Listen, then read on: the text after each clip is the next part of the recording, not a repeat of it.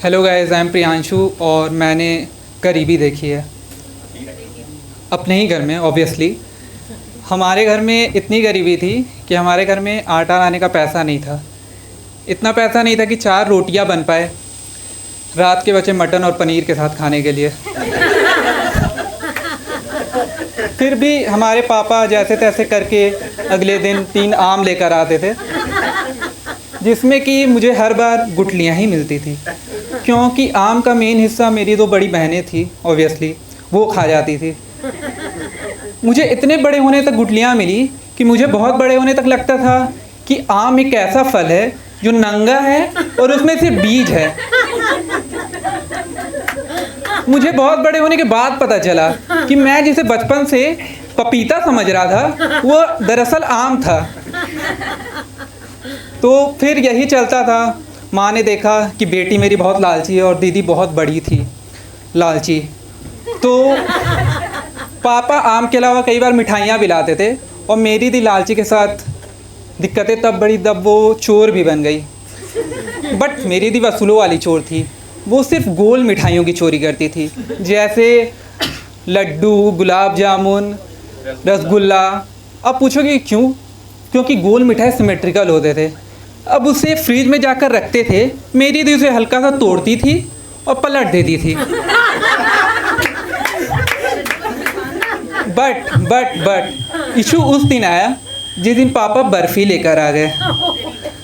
अब दीदी की फट गई कि इसको कैसे मैं चोरी करूं।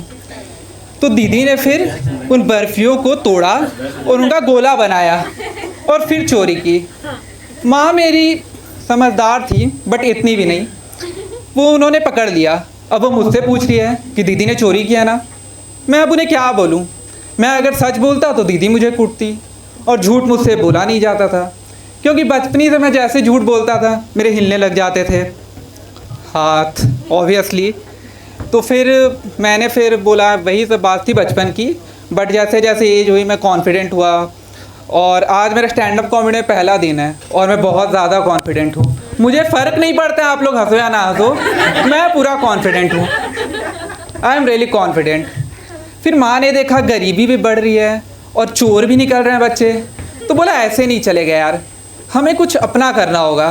तो माँ ने सोचा हम फार्मिंग करेंगे, खुद के घर में ही सब्जियाँ उगाएंगे। हम बोला बेटा सुनो, हम अच्छी सब्जियाँ उगाएंगे।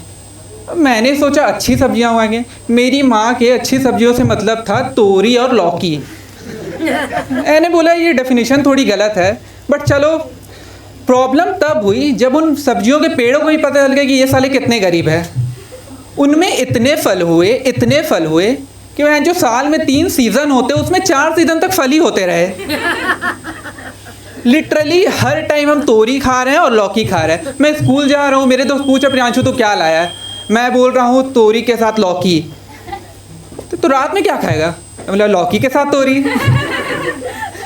तो ऐसा चला था, तोरी और लौकी खाकर मैं एकदम फ्रस्ट्रेट हो गया था। मेरी बहनों से लड़ाई चलने लगी कि क्या है हर टाइम लौकी तोरी।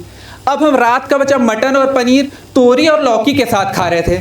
माँ ने रोटी ही को एलिमिनेट कर दिया था कि आटा नहीं आ पा रहा तो चलो तोरी ही के साथ खा लेना तुम लोग मटन और paneer.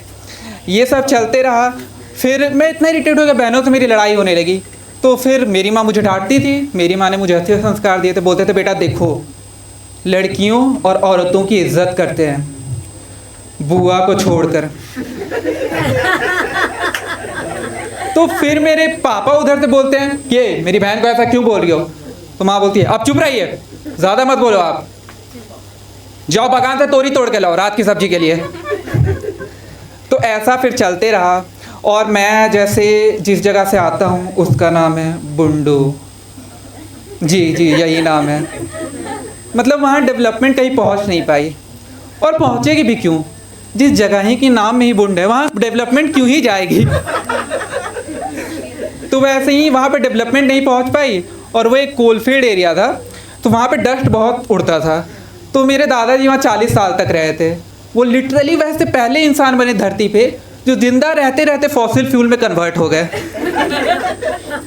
Thank you, it's my time. Hi everyone, so this was my first ever time on stage performing stand up. तो अगर मुझसे कुछ भी भूल चुके हो तो प्लीज़ मुझे माफ़ मत करना, क्योंकि मुझे फ़र्क नहीं पड़ता है आप मुझे माफ़ करो या ना करो। और हाँ, अगर आपको वीडियो अच्छी लगी हो तो please like share and subscribe, और अपनी बुआ का इज़्ज़त ज़रूर करो, क्योंकि माँ तो ऐसे भी नहीं करी है। Bye bye, see you.